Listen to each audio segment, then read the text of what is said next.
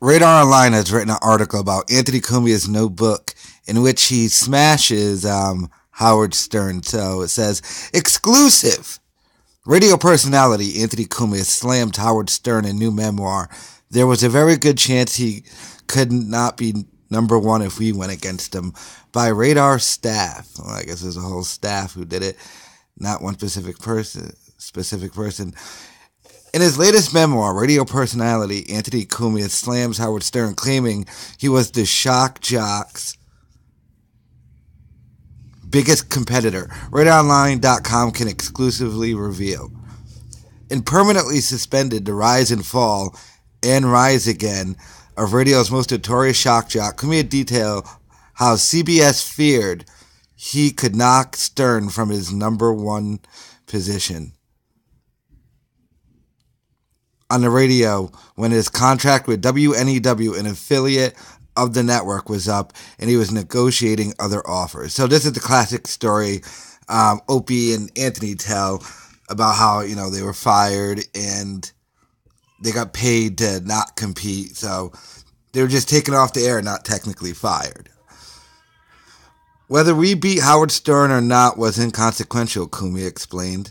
CBS knew that we could potentially take enough listeners away to keep him from being number one. This made us a commodity to CBS, and they did not want us to leave. Howard's number one status in the mornings made them billions of dollars. He continued, Howard needed to remain on top, or they would lose a boatload of money, and there was a very good chance he could not be number one if we went against him. According to Cumia, the network found a way to stop him from ruining their cash cow. We had signed a 3-year deal with WNEW, not knowing that after a year, our show would be off the air, he revealed. We still would get paid millions for 2 full years without being allowed to work. They said, here's your contract, and we are holding you to it. We're canceling your show, but still paying you in full, and you're not allowed to get another job. Have fun. They knew we'd go right to the Clear Channel and compete against Howard Stern. They kept us from working for 2 years. Yeah, but you got paid, so. Howard knew we weren't just a couple of jocks he could squish like he did to so many others throughout the years.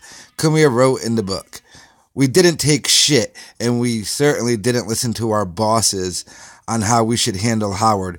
We knew how to handle him. Howard always wanted his audience to see him as a regular guy, and it chipped away at him. What's that? Noted Cumia, we kept doing that, and he knew it was effective, and he hated it.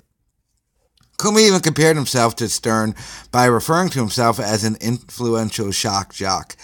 I think we're partially responsible for blowing up the whole genre as far as making headlines because of our outrageous antics, Cumia insisted. Permanently suspended the rise and fall and rise again of radio's most notorious shock jock hit shelves on November 20th. So obviously, Compound Media reached out to Radar Online to get this story put up, which makes me think, you remember when Radar Online had all those exclusive stories about Artie Lang?